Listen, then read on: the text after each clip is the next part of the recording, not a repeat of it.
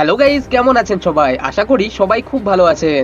তো গাইজ, এক এক গাছের কাঠ এক এক রকমের হয়ে থাকে। কোনো গাছের কাঠ খুবই শক্ত হয়, আবার কোনো গাছের কাঠ খুবই নরম হয়।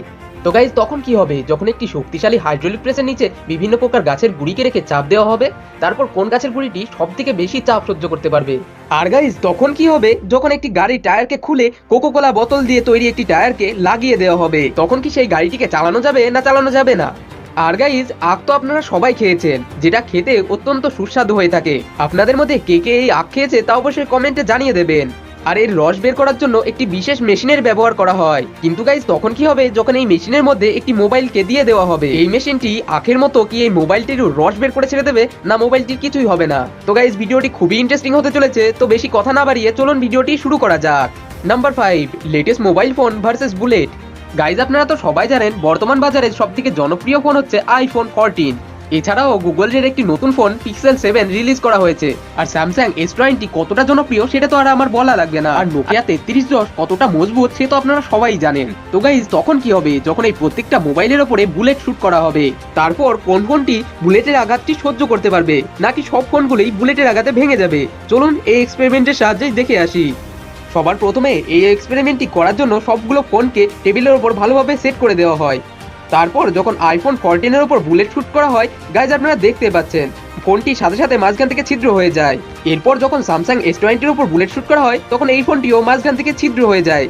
কিন্তু গাইজ, একটি অবাক করা বিষয় যদি আপনি লক্ষ্য করেন তাহলে দেখবেন যখন আইফোনের উপর বুলেট শুট করা হয় তখন এই ফোনটি থেকে কোনো রকমের ধোঁয়া বের হয়নি। কিন্তু স্যামসাং S20 উপর বুলেট শুট করার পর গাইজ আপনারা দেখতে পাচ্ছেন এই ফোনটিতে কত পরিমাণে ধোঁয়া বের হচ্ছে। এবার গাইজ, গুগল পিক্সেলের ফোনটির উপরে বুলেট শুট করা হয়, আর গাইজ আপনারা দেখতে পাচ্ছেন এই ফোনটিও মাঝখান থেকে ছিদ্র হয়ে যায়।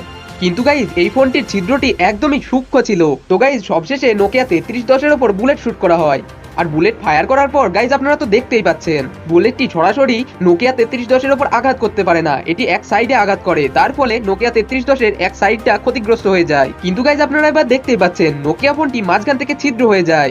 তো গাইজ, এই ফোনগুলির মধ্যে আপনার কাছে সবথেকে বেশি মজবুত কোন ফোনটি মনে হয়েছে তা অবশ্যই কমেন্টে জানিয়ে দেবেন। নাম্বার 4, ইনো ভার্সেস পেট্রোল। গাইজ, আপনারা তো সবাই ইনো অবশ্যই চেনেন। এটি সাধারণত আমাদের পেটে অ্যাসিডিটি হলে সেটাকে সারাতে সাহায্য করে। গাইজ, এই ইনো জলে দেওয়ার সাথে সাথে জলের সাথে মিশে যায়। কিন্তু গাইজ, তখন কি হবে যখন এই ইনোকে পেট্রোলের মধ্যে দিয়ে দেওয়া হবে? তখন কি এই ইনোটি জলের সাথে যেভাবে রিয়াকশন করে সেইভাবেই পেট্রোলের সাথেও রিয়াকশন করবে, না অন্য কিছু হবে? সবার প্রথমে এই এক্সপেরিমেন্টটি করার জন্য এক গ্লাস পেট্রোলকে নেওয়া হয়। এরপর এক প্যাকেট ইনো নিয়ে সেগুলিকে আস্তে আস্তে এই পেট্রোলের মধ্যে ঢেলে দেওয়া হয়। গাইজ, একটা জিনিস লক্ষ্য করবেন, জলের ভেতর ইনো ঢাললে যেরকম ফেনা তৈরি হয়, পেট্রোলের ক্ষেত্রে ঠিক তেমনটা হচ্ছেই না। এবার গাইজ, ইনো সম্পূর্ণটা ঢালা হয়ে গেলে পেট্রোলটিকে যখন আলাদা পাত্রে ঢেলে দেওয়া হয় তখন গাইজ আপনারা দেখতেই পাচ্ছেন সেই গ্লাসের নিচে ইনোগুলো একদমই অক্ষত ছিল। গাইজ, এবার তো আপনারা বুঝতেই পারলেন জলের ভেতরে যখন ইনোকে ঢালা হয় তখন সেটি জলের সাথে ভালোভাবে মিশে যায়। কিন্তু পেট্রোলের ক্ষেত্রে তার ঠিক উল্টোটা হয়, পেট্রোলের মধ্যে ইনোগুলো মিশতেই চায় না, সেই জন্য ইনোগুলো গ্লাসের তলায় পড়ে রয়েছে। নাম্বার 3, কোকা কোলা বোতল টায়ার। তো গাইজ, তখন কি হবে যখন একটি গাড়ির টায়ারকে খুলে সেখানে অনেকগুলো কোকা কোলার বোতলকে অ্যাটাচ করে তারপর গাড়িকে চালানো হবে? এই এক্সপেরিমেন্ট করার জন্য সবার প্রথমে একটি ছোট গাড়ি নেওয়া হয়, যেটা ছিল টাটা ন্যানো গাড়ি। এরপর সেই গাড়ির টায়ারের জায়গায় অনেকগুলো কোকা কোলা বোতলকে নিয়ে স্যালোটেপের মাধ্যমে আটকে একটি চাকা তৈরি করে নেওয়া হয়। এবার যখন গাড়িটিকে চালানো হয় তখন গাইজ আপনারা দেখতে পাচ্ছেন গাড়িটি খুব ভালোভাবেই চলছিল। দেখে মনে হচ্ছিল এই কোকা কোলার বোতলের সাহায্যে এই গাড়িটি ভালোভাবেই চলতে পারবে। কিন্তু কিছুক্ষণ গাড়িটিকে চালানোর পর গাইজ আপনারা তো দেখতেই পাচ্ছেন কোকা কোলার বোতলটি গাড়ির চাকা থেকে একদম খুলে বেরিয়ে যায়, আর এর মধ্যে থাকা অনেক কয়েকটি বোতল একদমই ফেটে যায়। গাইজ, এবার তো আপনারা বুঝতেই পারলেন গাড়ির চাকায় অন্য কিছু লাগিয়ে যতই এক্সপেরিমেন্ট করা হোক না কেন, গাড়ির আসল চাকা ছাড়া একটি গাড়িকে চালানো প্রায় অসম্ভব ব্যাপার।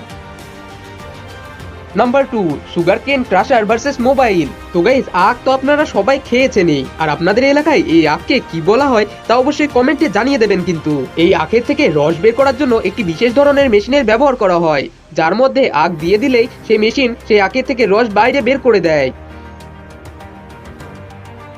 তো গাইজ, তখন কি হবে যখন এই মেশিনের মধ্যে একটি ফোনকে দিয়ে দেওয়া হবে? তখন ওই মেশিনটি এই মোবাইলটিকে একদম ক্রাশ করে ফেলবে, না এই মোবাইলের জন্য মেশিনটি বন্ধ হয়ে যাবে? চলুন এই এক্সপেরিমেন্টের সাহায্যে দেখে আসি। এই এক্সপেরিমেন্টটি করার জন্য সবার প্রথমে একটি আখের রস বের করা একটি মেশিন নিয়ে আসা হয়। গাইজ, আপনারা দেখতেই পাচ্ছেন সেই মেশিনটি একটি গাড়ির মধ্যে সেট আপ করা ছিল। এরপর গাইজ একটি বাটন মোবাইলকে নিয়ে আসা হয়। যে মোবাইলটা একদমই নতুন ছিল। এবার গাইজ যখন ওই মেশিনটিকে চালু করে মোবাইলটিকে সেই মেশিনের মধ্যে দিয়ে দেওয়া হয়, গাইজ আপনারা দেখতেই পাচ্ছেন সাথে সাথে মোবাইলটি মেশিনের মধ্যে প্রবেশ করে অপর পাশ দিয়ে বার হয়ে যায়। মোবাইলটি বেরোনোর পর গাইজ আপনারা দেখতে পাচ্ছেন মোবাইলটি প্রায় চ্যাপ্টা হয়ে গেছে, মোবাইলটির ডিসপ্লে একদমই নষ্ট হয়ে গেছে। তো গাইজ এইরকম করে আরো কয়েকবার মোবাইলটিকে এই মেশিনের মধ্যে দিয়ে দেওয়া হয় এবং সবশেষে গাইজ আপনারা দেখতেই পাচ্ছেন মোবাইলটির অবস্থা কি হয়ে গেছে। এই মেশিনটি মোবাইলটিকে পুরোপুরিভাবে ক্র্যাশ করে দিয়েছে। এবার গাইজ আপনারা তো বুঝতেই পারছেন এই মেশিনটি কতটা পাওয়ারফুল হয়ে থাকে। একবার ভাবুন তো যদি এর মধ্যে আপনার হাত চলে যায় তখন কি অবস্থায় না হবে। Number 1, hydraulic press versus wood. তো গাইজ এই এক্সপেরিমেন্টটি করার জন্য সবার প্রথমে আলাদা আলাদা গাছের গুড়িকে নিয়ে আসা হয়, যেগুলি দেখতেও আলাদা আলাদা রকমের ছিল। এবার গাইজ সবার প্রথমে শক্তিশালী হাইড্রোলিক প্রেসের নিচে স্প্রিউজ গাছের গুড়িকে রেখে দেওয়া হয়।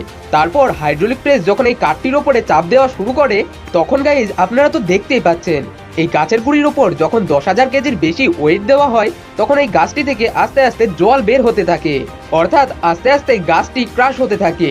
সবশেষে ক্যালকুলেট করে দেখা যায় এই গাছটির সর্বোচ্চ চাপ সহ্য করার ক্ষমতা 11,820 কেজি। এরপর একটি উইলো গাছের গুড়িকে হাইড্রোলিক প্রেসের নিচে রেখে চাপ দেওয়া হয়। আর গাইজ আপনারা তো সবাই জানেন এই উইলো গাছের সাহায্যেই বিশ্বের নামি দামি ব্যাটকে তৈরি করা হয়। গাইজ এরপর যখন হাইড্রোলিক প্রেসটিকে অন করে এই গাছের গুড়ির উপর চাপ দেওয়া হয় তখন তো আপনারা দেখতেই পাচ্ছেন এই গাছের গুড়িটি 20,000 কেজি চাপ সহ্য করে ভেঙে যায়। এবার সবশেষে ক্যালকুলেট করে দেখা যায় যে যখন এই গাছের গুঁড়িটি ভাঙা শুরু করেছিল তখন এই গাছের গুঁড়ির উপরে 23,600 কেজি ওজন দেওয়া হয়েছিল। এরপর হাইড্রোলিক প্রেসের নিচে একটি পাইন গাছের গুঁড়িকে রেখে দেওয়া হয়। এরপর আবার এই হাইড্রোলিক প্রেসটিকে অন করে যখন গাছের গুঁড়ির উপর চাপ দেওয়া হয় তখন গাইজ আপনারা দেখতেই পাচ্ছেন এই গাছের গুঁড়িটি সর্বোচ্চ 17,900 কেজি চাপ সহ্য করতে পেরেছিল। এরপর সবশেষে হাইড্রোলিক প্রেসের নিচে বীজ গাছকে রেখে চাপ দেওয়া হয়। এবার যখন আবার হাইড্রোলিক প্রেসটিকে অন করে তখন সাথে সাথে গাছের গুঁড়িটি ভাঙতে শুরু করে এবং সবশেষে ক্যালকুলেট করে দেখা যায় যে এই গাছের গুঁড়িটি সর্বোচ্চ 26,860 কেজি ওয়েট সহ্য করতে পারে। অর্থাৎ আপনারা তো বুঝতেই পারলেন এতক্ষণে যতগুলো গাছের গুঁড়িকে দেখানো হলো তার মধ্যে থেকে সব থেকে শক্ত এই গাছের গুঁড়িটি। তো গাইজ এই ছিল আজকের 5টি এক্সপেরিমেন্ট। এই এক্সপেরিমেন্টগুলির মধ্যে আপনার কাছে সবথেকে ভালো কোন এক্সপেরিমেন্টটি লেগেছে তা অবশ্যই কমেন্টে জানাবেন। আর আপনারা যদি এইরকমই ইন্টারেস্টিং আরো ভিডিও দেখতে চান তাহলে আমাদের এই ভিডিওটিকে একটি লাইক করে চ্যানেলটিকে সাবস্ক্রাইব অবশ্যই করে দেবেন। আর কমেন্টে জানাবেন আপনি কোথা থেকে ভিডিওটি দেখছেন, আমি দেখতে চাই আমার ভিডিওটি কতদূর পৌঁছেছে।